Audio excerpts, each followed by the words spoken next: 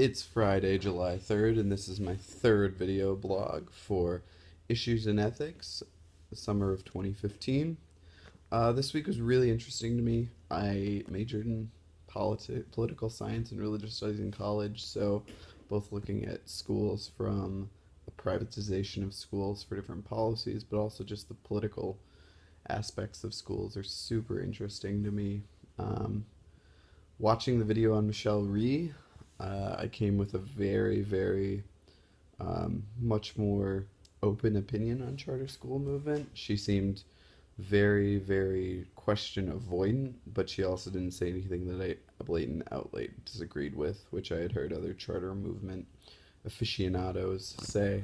So I really appreciated that. That video really spoke to me. Likewise, the charter school movement is a necessary something necessary. If I When I was a kid, I wanted to join a charter school, and now the school voucher program and all that just seems like a Republican takeover of education, or Republican view on education, and it seems to actually be pretty effective.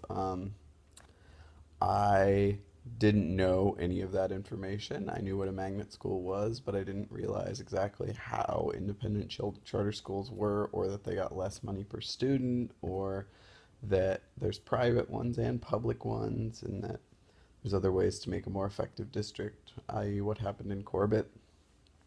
As far as Corbett, that discussion was really interesting to me because I really want to know what happens to the kids who aren't at the AP level. So I understand they all take the AP classes, but what about the kids who live in the district and maybe just are like, you know, would be C students and graduated in either just any other high school, and just I know they work up to their environment, but there's at some point maybe their environment is not helping the kids out as much as it could because of their open enrollment. Um, Moving on from charter schools, the union interest is really interesting.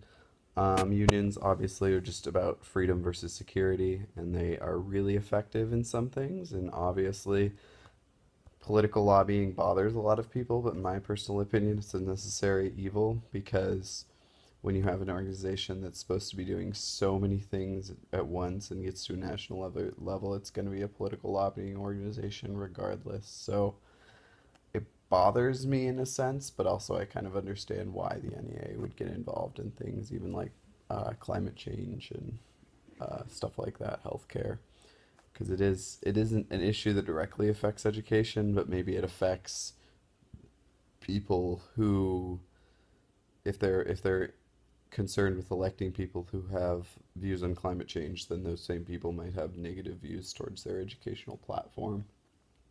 So that was kind of interesting.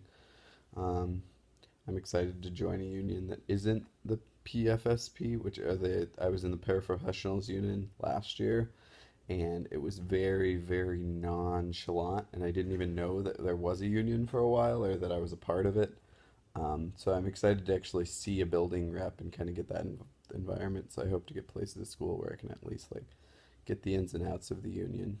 Um, Last couple things, I really enjoyed the school board discussion. I did do some independent research, and they're not paid even in big districts like PPS, but they get all their work reimbursed, so all their travel, etc. So it is a volunteer position, which makes it really interesting to me that it'll probably be mostly retired people or people who have other careers that have made them wealthy. So it's kind of almost an appointment nepotism because it's only people who can afford to do it will run for school board, but afford to do such a large job for no money.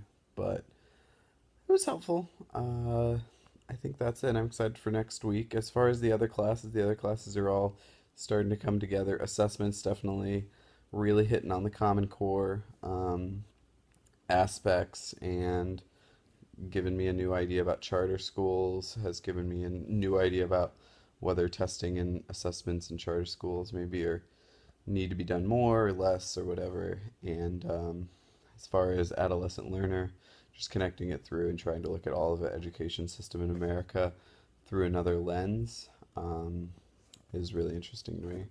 I'll see you next week.